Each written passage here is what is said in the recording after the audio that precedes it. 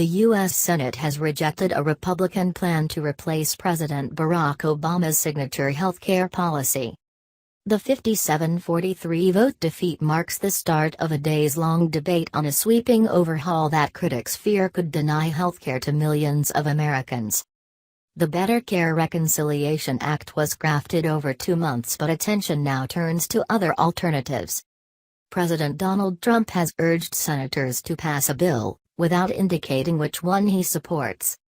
A repeal-only bill, which would consign so-called Obamacare to history in 2 years, to give time to Republicans to devise a replacement, could be debated and voted on next. But that measure, which nonpartisan analysts say will take health insurance from more than 30 million people, has already failed to win enough support in the Republican Party. Other attempts to replace Obamacare have collapsed in recent weeks due to divisions in the party. President Trump had made scrapping the policy a key campaign pledge. He says the system is torturing Americans. He secured a victory on Tuesday when the Senate agreed to allow the debate on healthcare legislation reform to go forward, but only after Republican Vice President Mike Pence cast the tie-breaking vote in support of the bill. Senator John McCain, who was recently diagnosed with an aggressive brain tumor, received a standing ovation as he returned to Congress to cast his yes vote. President Trump tweeted his thanks to the Arizona senator for playing such a vital role in the vote. "Congrats to all Rep.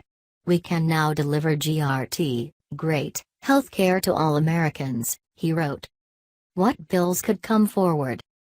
The key repeal and replace bill, the BCRA, has fallen by the wayside. Next could be a repeal-only bill with a 2-year delay, in the hope of finding agreement before that time elapses. But senators will also consider a skinny bill, a far narrower measure that would scale back some of the more controversial elements in an effort to get a wider consensus. What have Republicans proposed?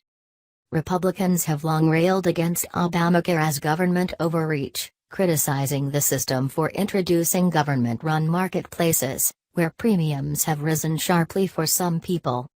The party's proposed alternative includes steep cuts to Medicaid, a health care program for the poor and disabled. And it removes Obamacare's individual mandate requiring all Americans to have health insurance or pay a tax penalty.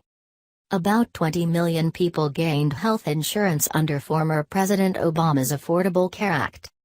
The nonpartisan Congressional Budgetary Office, CBO, found the bill would strip 22 million Americans of health insurance over the next decade.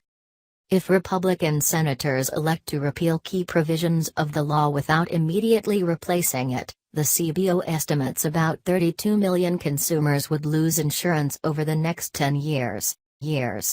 Thanks for watching. Please subscribe my STC News channel. Goodbye and see you again.